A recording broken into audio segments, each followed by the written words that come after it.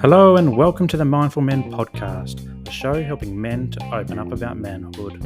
My name is Simon Rennie and my aim is to get men talking. From mental health to fatherhood and everything in between, Mindful Men creates a safe space for conversation. Now, before we get into this episode, I want to say a huge thank you for joining me. It means a world for you to join me and talk about men's issues. And if you love what you hear, please subscribe and share the episode with your mates. You can also join the conversation on Instagram and YouTube, and I'd love to connect with you there. But for now, sit back, relax, and let's get mindful.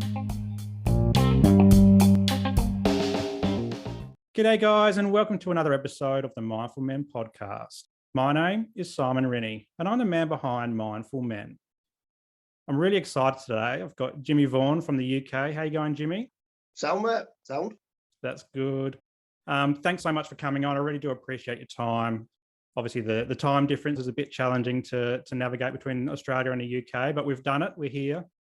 Now, Jimmy, you're a TedX speaker. You're a peer mentor, and you're the man behind Jims Stop the Stigma. We connected through Instagrams, and I love seeing your content online. It's really good, really positive. Thank you. And it's really strengths-based as well. So it comes from a place of hurt. And we'll talk a bit about that today. But before we get into today's episode, because we are talking about something that's quite a heavy topic for some people, and we're going to be talking about child sexual abuse. So if there's anybody that is listening online that thinks that this might trigger them in any way, by all means, feel free to skip this episode. But if you do stick around and something triggers you, make sure that you reach out to your supports, whether or not they're a friend or family or a mental health support, doctor or whoever. So I just wanted to say that off the front, just because we sometimes talk about a bit of heavy stuff on this podcast. So thanks for joining me, Jimmy. The Mindful Men podcast is all about opening up conversations for boys and men to talk about things that they might be struggling with or maybe struggled with in the past. The idea is around that we become a bit more mindful of who we are as people, whether or not it's something that's happened to us or something that's happened to somebody else. And we'll be talking about your story today. But the idea is just to open up conversations so that boys and men can feel comfortable about getting vulnerable and being okay with not being okay. So I'd like to start off with finding out a bit more about my guests. So Jimmy, wouldn't mind telling us a bit about yourself, where you grew up and where you live and what you do, family, work, and all that type of stuff. Well, I'm Jimmy Vaughan. I'm 47. I work for Bradford Council. I drive bin wagons or garbage trucks or whatever it's called over your neck of woods. I'm a dad. I've got a little lad, 7-year-old. He plays rugby. I volunteer with Keithley Albion as a rugby. And I do my Jims Stop the Stigma. I volunteer for Missing Peace as a peer support facilitator. I do podcasts, radio interviews, whatever people want me to do. I know that keeping things in is very self-destructive. I found that out myself when I went down the drugs route, the drink route, the fighting, getting in trouble with law, the self-harm, the risk-taking behaviours. I've been through it all, and I know that none of it works. It's too self-destructive. So I started out in 2014, starting to support folk then. I had my own organisation that I did with a couple of lads, and I left and then joined Missing Peace. Yeah. And here we are today. That's pretty much it in a nutshell. I live in Keighley, West Yorkshire, just outside Bradford, north of England. And it's just, that's about it. Yeah, and you said you've got a 7-year-old boy who plays rugby? Yeah, rugby league. Yeah, how does he go with that? He's doing well? He loves it. Yeah, he loves it. Playing like a year below, well, a year above, sorry. Yeah. But yeah, he enjoys it. It's a good set of lads. Yeah, and do you follow rugby yourself? Not so much, no. I used to be a big football fan, a Leeds United fan. Yep. They survived yesterday, the last game of the season. But I don't really follow much nowadays. It's when it comes to rugby, I don't mind being there and watching the kids and stuff like that, but I couldn't sit there for 80 minutes. No. Same with football nowadays. I used to go to watch football years ago, but I couldn't see myself sitting through a full 90 minutes now. I don't think I could physically sit through a full 90 minutes these days with I've got the two little ones, the 2 and a 5-year-old, and I think by half time I'm falling asleep. Yeah. I've tried sitting Henry through games on telly, and after 10 minutes he's bored. So we end up doing something. So I hardly watch it anymore.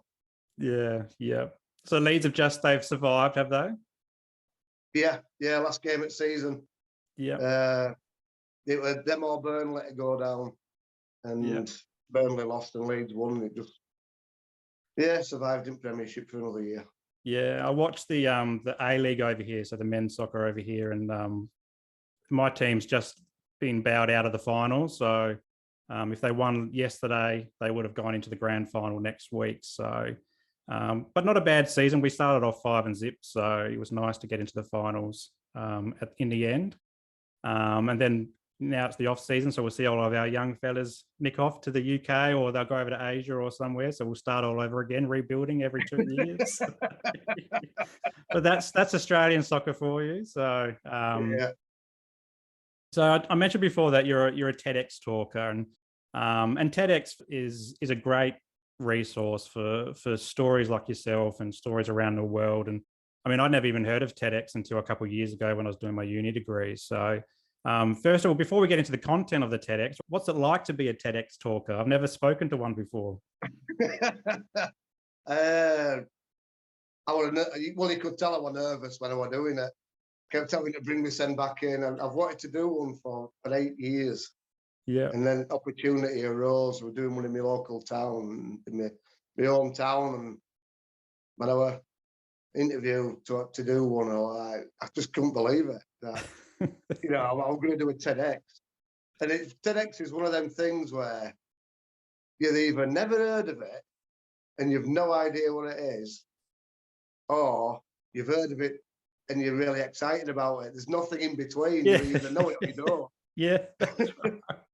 Well, that's right. Yeah.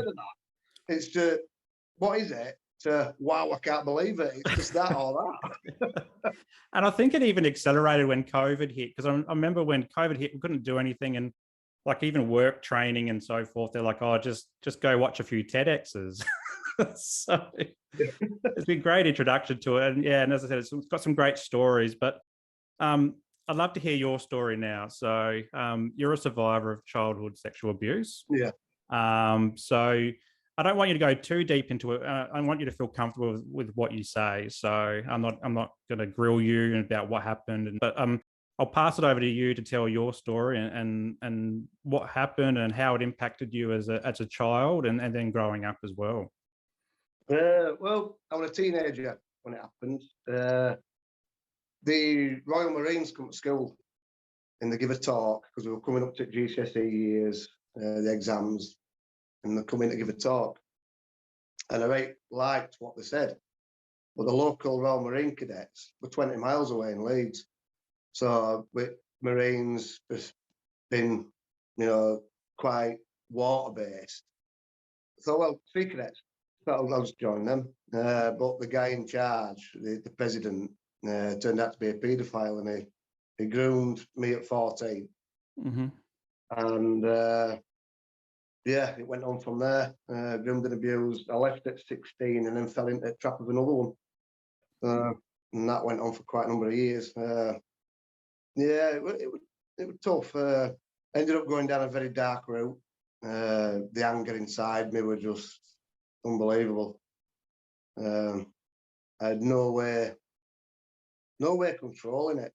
I ended up kind of shutting down, just completely blank. I either laughed uncontrollably or was so angry. Mm-hmm. There was nothing in between. Everything was black and white. Yep. And it went on like that for a number of years. Got to my 20s, and the drugs started to phase out, but I was still drinking a lot. It was like I had to go to the pub every day. Not even if I just had 1 or 2, I had to go every day. It went till I went on for years of that. And then when I started working a lot of late. finishing at 10:30 at night, looking for counsel, and then I'd just hit the wine then. And I'd be just drinking wine till 1, 2 in the morning, but I didn't start work again till 2 in the afternoon. So yeah, it went on like that. It went till about 2009, 2010, when I was with my partner. Told her what had gone off. And she told me I needed to report it. So I reported it. It was weird because it was like, imagine you've got a nightmare at the back of your head that you don't know if it's true or not. Then all of a sudden, it is. And all these emotions and all these things, what you'd had locked away since you were a teenager, all come to the front of your brain. Ended up on sick from work, ended up on antidepressants, went for counselling, went for a lot of therapy, started self-harming again, I started drinking heavily again. And it went on from there. I went to a lovely place called Mosaic 2 in Bradford, which was a counselling service designed for survivors. Sadly closed down now. That was good. But I realised that I could talk about it till cows come home, but it didn't do anything with the emotions. You know, because with flashbacks. So I ended up seeing 3 psychiatrists, and one of them diagnosed me with borderline personality disorder and post-traumatic stress disorder. Although some people have mentioned it could be complex post-traumatic stress disorder because my trauma was so much, and it wasn't just one thing, there was so much of it. And I ended up finding a therapist who did EMDR, eye movement desensitization reprogramming, I think it's called. Yep. And that deals with flashbacks, PTSD, emotions, and it moves it from one side of the brain to other. And I had a number of sessions of that, and it just like a light switch. So my anger levels dropped. Yeah. My flashbacks went from 40, 50 a day to between 5 and 10, which I can handle. Wow. You know, it was amazing, absolutely amazing. I know it's not a one size fits all. What works for one may not work for another, but I tried pretty much everything. And EMDR was products. I still struggle. I still have my dark days. It's like riding crest of a ship trying to find the shore. You know, you're up, down. But I know that when I've hit the deck, I know I'm coming back up again. Don't know when. It can be a day, it can be a couple of days, it can be a week, but I know that I'm going to come up again. I still have the suicidal thoughts.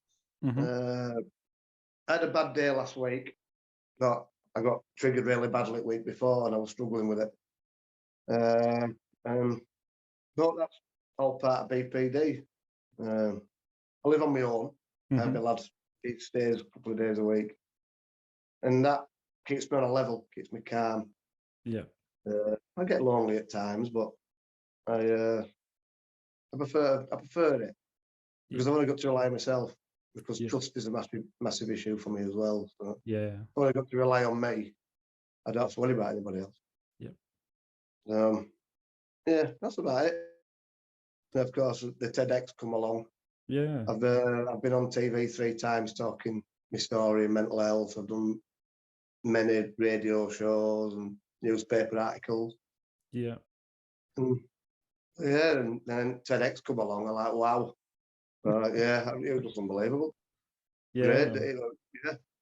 How did TedX actually come about? Did they reach out to you, or were you connected in some way?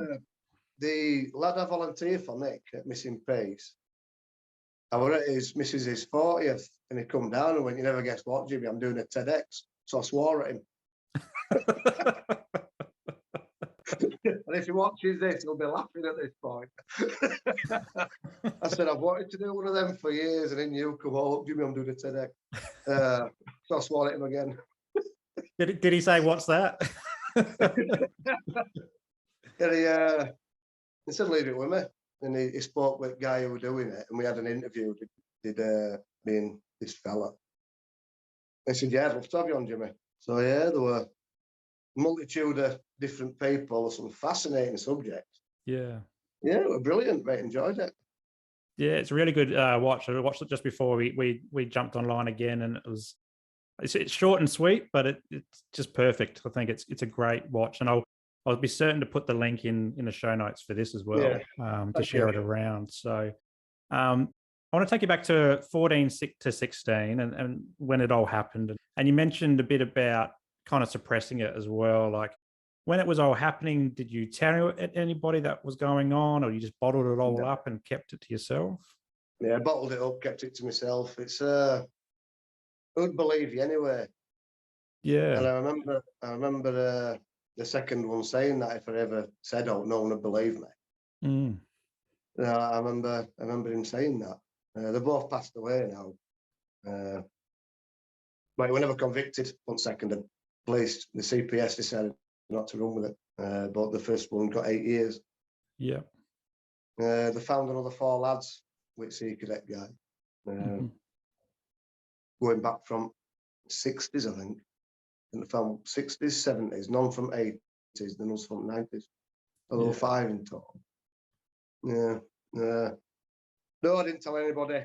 But I remember someone saying to me that it was like flicking a switch. I just changed overnight. Hmm. I'd gone from this very nice, polite lad to a complete turnaround. And it was Yeah. like overnight. Yeah. Yeah, it's hard to believe it's over 30 years ago now. Mm. And when you Mm. that light switch, did it impact some of the relationships around you, like with your mates or Yeah. with your family? I've still got same mates now I've had since then. Yeah. They stuck around and listened to me when I needed to rant over the last few years. Some good lads, Yeah. and lasses. Uh, yeah, I lost some mates, lost some family members, but it is what it is. You know, the ones who were meant to be there are there, aren't Yeah. Yeah. I think that's important. Yeah. Like it's the inner circle that we have around us when we're going through a trauma or mental illness and so forth. It's a lot around the solid supports that you have. And the ones that are, as you said, the ones that are meant to be there will be there. Sometimes it's hard to let go of some of them as well, and even they? if it's close family, but sometimes we have to do that to be well and Yeah. to walk our own path as well. So you say you went through a bit of a rough period after that, and understandably so, with drinking and drugs and fighting. You find that was your way to kind of process what was happening, or did you kind of go on autopilot mode? Or how would you describe that period? Oh, bit autopilot-ish. Yeah. I very much spent it alone. Uh, had a barrier around me, Yeah. and nobody were getting in. And it was like that for years. I just went from girlfriend to girlfriend. If we got too close, I Hmm. moved on to the next one, and it went from that. I didn't let anybody in. Uh, yeah, I won't go into that. What was said there.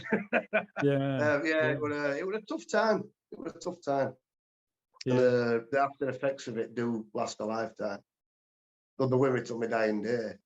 Yeah. But it's like I said on my TEDx, so I prefer to walk outside of it than let it consume me. Yeah.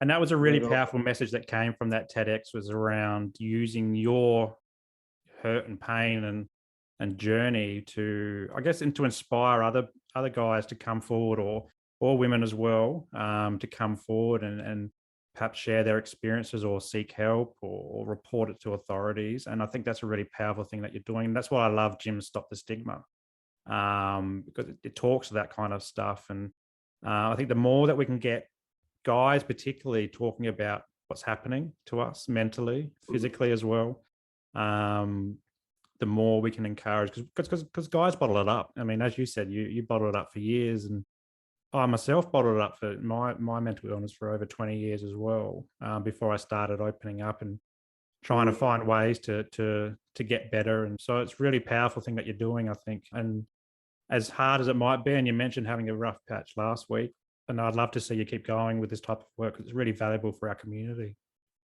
Thank you. It's good how we can all connect as well. Yeah. Like opposite ends of the world, and here we are having a conversation about mental health. And I've done a couple with Australia, I speak with people in New Zealand, Yeah. Africa, America. You know, social media used properly can really unite the world, but Yeah. it can be abused really easily as well. Definitely. And that's what I've loved about, setting up Mindful Men and now doing the podcast as well, to hear these stories from across the world. It's a wonderful connector, I think. Yeah. And it's, as you said, it's a powerful tool. So at what point, you talked about you were talking to your partner and about what happened, and she encouraged you to report it. Was this the first time you started talking about it, or did that kind of seed happen a little bit before that? It had happened a few times before that, usually when I was absolutely legless. Mm-hmm. Always loosened my lips, did that. Yeah. But it started coming out, I said mid-20s, occasionally. But nobody really knew how to deal with it. Mm-hmm. Because it's sort of thing you read in papers, you know, you see on news, you don't expect somebody you know to come out with it. Mm. But after I'd reported it, I was surprised by how many people come up to me and say, you know, it happened to me too, Jimmy. Happened to me too, Jimmy. There were loads, men and women. Mm. And some people I know, well, I knew really well. So I was surprised just how frequent it happened to different people. Yeah. And did it feel good talking about it? No, well, yes and no. I was glad to finally open my mouth about it, but there's like an embarrassment stigma surrounding it. Yeah. And that's what stops a lot of men and women talking about it, is that embarrassment. Some people shook my bit hand. Some people couldn't look me in the face. Yeah. It's just how it is. But what's news one day is past district next. Mm-hmm. Mm-hmm. So, you know, we all talk openly about it now, and whenever everybody wants to hear my story, they can hear it. Yeah. We had a Royal Commission here in 2017 around institutional responses to child abuse. A lot of these types of stories came out in Australian media over the last few years. I think there's a lot of power in what you're saying to help people come forward. And I'm really thankful for you talking about it, because I can imagine a hard topic to talk about for you. But what makes you keep talking about it? Like, does it get easier the more you talk about it? You've been on podcasts, you've been on TedX. What drives you to be out in the media about it? I know what I will like. I remember what I was like in my teenage years, in my 20s, in my 30s. I don't want anybody else to go through that, Yep. male or female. So I talk about it openly in the hope that that one person sees it and thinks, you know what, he's right. Yep. I need to sort myself out. And there's three so far. 3 paedophiles been sent to prison after someone has seen my story, and range from local to up north. So yeah, it does work. Yeah. And the more we talk about the mental health, the more we talk about the surviving of the child abuse, more people will talk openly about it. And the more people who talk openly about it, I'm hoping anyway, the less it'll happen, because people will speak up. As soon as I start getting groomed, they'll recognise the signs and say something before it gets to the point of no return. Yeah. And that's why I do it. Yeah. Because it happened within the cadets type scenario. Did it change your perception of that kind of institution? Yeah. And because I wanted to be a soldier. I wanted to be a soldier from a young age, and then when Marines come along, so yeah, that's for me, is that. So it completely ruined my dream. It did. Yeah. I tried joining Territorial Army, but I was too much of a mess. I was just doing drugs too much, and I tried joining the army again, and I was a mess. They took one look at me and says, "Keep off drugs for 3 months and come back." And I couldn't. Yeah. I couldn't even do a week, let alone a month. So it is what it is. Yeah. Yeah. So you got a 7-year-old son. Does he know much about what's happened, or have you ever spoken to him about it? No, I haven't. No, he's a bit young yet. Once he gets older, I'll probably sit him down because I'd rather him hear it from me than because all he has to do is Google my name. Yeah, watch a few TedX's. Yeah, it all comes up. So, so I'd rather him hear it from me than anybody else. Yeah, but I'll wait till he's a bit older. And do you ever have a fear that he might experience something similar to that, what you've experienced? I have a massive fear of it. Yeah. But I know that when it happened to me, early 90s, different era. Yeah. It's more talked about now. There's more safety things in place at these institutions.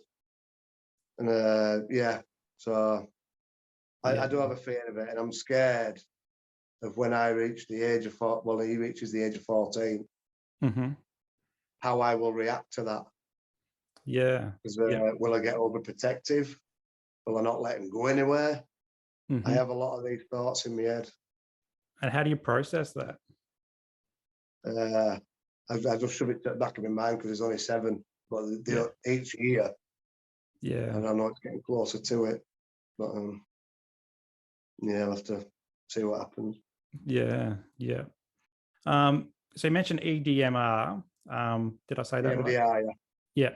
Sounds like it's been a massive help for you. It's saying that you're going through like 50 or so flashbacks to 5 to 10, which is fantastic.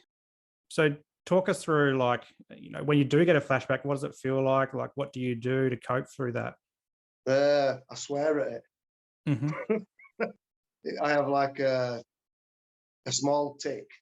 Like you have where you'll know what ticks are, won't you? And I have to tell it to go away, unworldly words.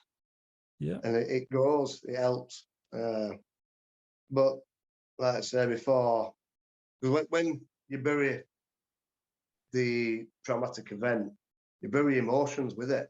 So when it comes to the front, you get the emotions with it as well, and the sight, the smell, the sound, anything can take you right back to that place again. Yeah. And to be able to process that. If I remember rightly, it was an American woman who invented EMDR. And she had something traumatic happen to her, and she realised as she was walking through these woods, as her eyes darted from left to right, it was getting less traumatic in her head. Yeah. And that what started it. It processes it, moves it, but it also takes the emotions with it. So although I still get angry at times, like everybody does, but nowhere near what I used to be. Yeah. Nowhere. Yeah. And do you still have a glass of wine every now and then, or you cut that out of your life? Yeah, I live by 2 rules. I don't drink when I'm working, and I don't drink when I've got Henry. Yeah. So that leaves it to 1-2 nights a week. Yeah. So that keeps me on a level, does that then? Wonderful. And what's some of the other healthy things that you're doing to cope these days and keep yourself well? Well, healthy or unhealthy? I can't stop eating.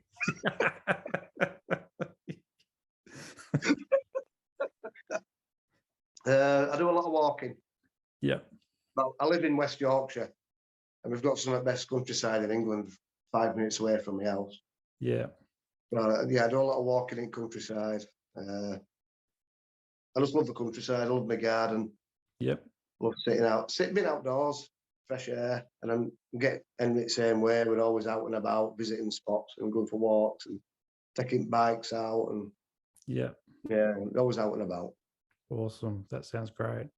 I love getting out in my garden as well. When my mind's racing with my own OCD and anxiety, getting out to my garden, just feeling the dirt in my fingers and pulling, even if it's just pulling weeds out or mowing the lawn or anything like that, the smell of the cut grass is just really grounds me in that moment. And the same with walking. When I'm walking, sometimes I'm grabbing leaves off trees or bushes and just feeling it in my hand, crunching it in my hands and noticing that feeling and smells around me. And it's like, nature is such a powerful tool that the more we can get out and the vitamin D that comes out with being in the sun and so forth, just... I'm in England, mate. Whatever can poke through the clouds. It can just help so much. And it's such an easy, free thing to do that a lot of people kind of disregard. When we're going through mental illness, we could lock ourselves inside very easily. But to get out and about as part of a recovery path, and it's going to look different for everybody, whether it's riding a bike or walking or gardening or whatever. It's good that you've got some coping techniques there that keep you grounded. But now I want to talk a bit about your peer support work. And you're at Missing Peace at the moment. I believe you run a few different peer support groups, do you? 2 groups. Yeah. There's one for men's mental health every Tuesday evening. Yep. And we do it via Zoom as well. So if anybody, even from your neck of woods, wants to join us, it might be about 3 o'clock in the morning, like, but not for me, but and I do, that's for men's mental health, and on a Wednesday every fortnight I do a male survivors peer support group, and that's face to face in Zoom as well. Yeah. It's just because the abuse survivors one, just having people in a room together, knowing you don't have to talk about it, but knowing that you're in a room with other people who've been through it makes you feel less alone. Yeah. And when you go to a normal peer support group, you might feel uncomfortable if you want to talk about it, because the people won't understand it and some might get shocked. And, so if that's why I wanted to do one like that. So everybody in that room has a connection. Yeah. Even if we don't want to talk about it. Yeah. You mentioned a really good thing there around, so when we're experiencing mental illness, trauma, traumatic events, we can often feel alone, feel like we're the only ones in the world going through this particular issue or feelings and so forth. But you bringing people together in that kind of collective where all of a sudden the world feels less lonely is a really good thing. How well has it been received? Good. I've been doing it since 2019. I've been doing it since, might be last August, we're Missing Peace. But yeah, it's well received and the lads enjoy it. Talk us through what a session might look like for someone who hasn't been to one before that might be interested. This, but where do I know? Yeah, wonderful. It's as simple as that. Easy. Yeah, it is. And it's getting techniques as well, because one person might have tried something what that person never has. Yeah. So it's all about getting the connections in and helping each other and supporting each other. And it's brilliant. You become like a little family. That's great. And what about the mental health peer group as well? Very similar? Same. Yeah, exactly the same. It's well received and it's brilliant. And it teaches people that it is okay to talk. That's right. And nobody's ridiculed. Nobody takes mick. We have a laugh. I'll throw a few one-liners in. And, I can imagine. yeah, a few crap dad jokes and stuff like that. But it's good. Yeah. It's good. And lads come and just talk for 2 hours just to get everything out and then go again. Yeah. And you never see them again because they've done it. They've done what they needed to do. Yeah. And that's the power of it. That's the power of words. That's the power of speaking. It's just knowing, in and amongst other people who understand. And it can change somebody's life. Yeah. And it has. I've seen many lives over the years. It's brilliant. Yeah. And do you see many people keep coming back, or they come in for one session and you don't see them again? I can't say who comes and who don't, but it's good. It works. Yeah. And get one set up, you'll love it. Yeah. I might jump on one of yours one day. You might have to have a few coffees at 3 o'clock in the morning. Well, how far? It's 7 o'clock over there, isn't it? It is at 7:40 now. Yeah, almost 8 o'clock. So about 9 hours in front of us, aren't you? Yeah. 7, 4 in the morning. That's when my 5-year-old's getting up almost. And the missus, I just nudge her and she gets up at that time. Oh, So what's next for you, Jimmy? Like you're TEDx superstar.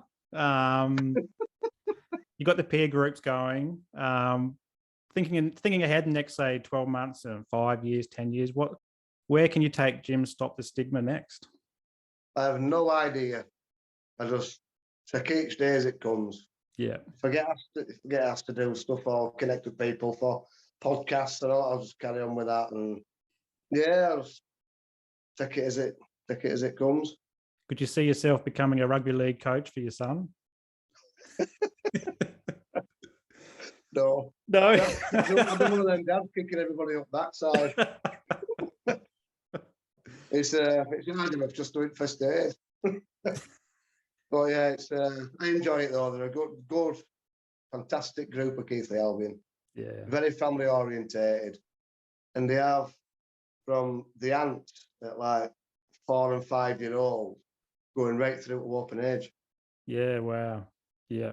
So it's a huge local club and they do fantastic. That's Brilliant. great. That's great. I'll let you go soon, but I've got a couple more questions for you. So I'm interested to hear, what would your advice be to someone who either has experienced, childhood sexual abuse or even just mental health on its own, not related to sexual abuse or anything like that, but they're struggling to speak up and get some help? What's some advice that you could perhaps give from your own experience or the experiences of the people that you support that might help them make that phone call to Missing Peace or touch base with you on Instagram or anything like that? Well, us at Missing Peace and myself at Jims Stop the Stigma know what it's like. We know what it's like to be in the zone. We know what it's like to not be able to talk. Mm-hmm. So if you want to chat, if you want to get stuff off your chest, if you want to get some advice on how to report or don't like that, message us. Message me at Jims Stop the Stigma, message Nick and Emma at Missing Peace, Wellbeing and Support. And we'll listen. But the first thing what anybody should do is go to the GP. Mm-hmm. Go to the doctors. As hard as it is, open up to them because they could open some very good doors for you. Yeah. To get peer support, to get therapy. Even if it's just antidepressants, what you need for the short term, anything like that, see your GP. Yeah, that's great advice. I remember going to see my GP the first time I opened up about mental health, and I was actually scared about meds. You talk a bit about medication just then. I was scared about going on meds. I thought, I don't want to be one of those people that are on meds for the rest of my life. And 10 years, it's actually 10 years this year it's been since I went and saw that GP, and I'm still on meds, and I'm actually better. I'm okay. I have my peaks and troughs as well. It's like a roller coaster ride. But one of the best things I did was go and speak to my GP, and that set me on my pathway as well, of talking to psychologists and counselors, psychiatrists. I've seen a mental health social worker. I love that connection with your GP. It's so easy. It's so local. They're away from your family and your friends, so it's very private as well. And what gets said in room doesn't leave. Yeah, unless you're a danger to yourself or others. Yeah, everything you say is confidential. Yeah, 100%. That's right. And then go from there. And the recovery pathway on any of these types of journeys is unique to us as well. So your story and your journey is going to be a completely different road that I'm going to walk on my pathway as well. So it takes as long as it takes as well. But yeah, it's great having people like yourself out there talking about this type of stuff. That's very challenging, very traumatic, but it's also grounded in a lot of strength and resilience and perseverance, and you are doing amazing things. So thank you as another bloke on the other side of the world. Thanks for sharing your story and coming on the podcast today. But before I let you go, I'll get you to plug something. So I'll have the links to the Jims Stop the Stigma in the show notes and the TEDx. But what's something else at the moment that you might be watching or listening to or reading or engaging with that you'd love to share and share that kind of resource with the listeners that are listening in today? Well, I'll give a shout out to Menneworth Project CIC. Yeah. They're on Facebook, so if anybody wants to check out what they do, because what they do is fantastic. Yeah. Keeping the memories of the World War I soldiers alive. Yeah, Missing Peace, Wellbeing and Support. They're on Facebook, Instagram. Check them out. And yeah, that's about it, really. I've never been asked to do this before, so I don't know what to plug. Whatever makes you feel good, you know? That's fresh air. Get sent out in the wilderness, have go for a walk. Yeah. And yeah, if you're, because I know some people can be agoraphobic and can't leave the house. Mm-hmm. And I've been like that in my darkest depression. I couldn't even open my curtains. I wouldn't get dressed for days on end. And watch YouTube, funny vids, TedX's. TedX's, I was just about to say. Yeah, TedX's. There's a multitude, there's millions and millions of videos on YouTube. Yeah. There'll be something you like. Yeah. And then just watch it, cheer yourself up, you know. Just laughing, you know, is good for the soul. And I do a lot of that. You do. I've laughed more in this podcast than I have in any podcast before. So thank you so much for that. And I can imagine it'd be like in your peer support groups as well, you know, a good chuckle as well. So yeah. Wonderful. That's its moment. Well, thanks so much for coming on. I do really appreciate your time today. Enjoy the rest of your Monday. I'm about to head to bed soon. Although it's not 3 o'clock, it's only 8 o'clock. And yes, I go to bed at 8 o'clock. Hey, I do when I'm looking. So.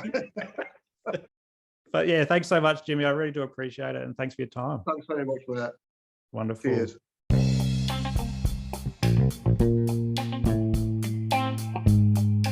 Well, that's a wrap for today's episode, and I hope you got some value from it. If anything triggered your mental health today, please reach out to your support networks. Also, if you loved what you heard, be sure to subscribe to the show and share it with your mates. For more from Mindful Men, you can check us out on Instagram and YouTube, and I'll throw the links to these pages in the show notes below. But until next time, stay mindful.